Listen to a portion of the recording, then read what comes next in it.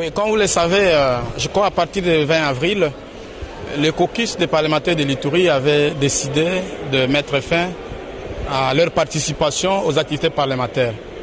Et cela, c'était dans le but de faire entendre très haut leur cri d'amertume, en fait, qui date du reste de longtemps, très longtemps. Et cela d'autant plus qu'il y avait des situations très urgentes.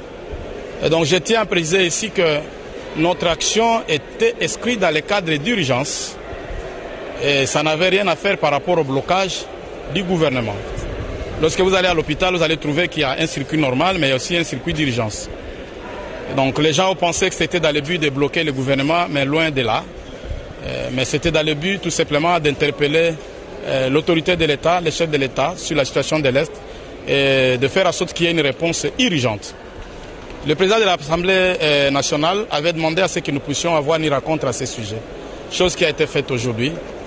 Il y a eu des échanges à l'issue desquels certaines options ont été levées, notamment une audience avec le président de la République pour pouvoir encore parler une fois de plus de la situation à l'Est. Mais en plus de cela, le président de l'Assemblée nous a exhortés à réintégrer les activités parlementaires et de continuer à défendre comme toujours l'intérêt de la population au sein de l'institution. Et donc les échanges se sont bien passés et je crois qu'il y aura un résultat dans le sens de faire avancer la République. Notre retour n'est conditionné par rien. Il y a juste un souhait de pouvoir rencontrer le président de la République et lui parler encore davantage de la situation à l'Est. Et le président de l'Assemblée nationale nous a fait savoir que cela était un droit pour nous et que nous n'avions pas besoin de suspendre notre participation aux activités pour cela.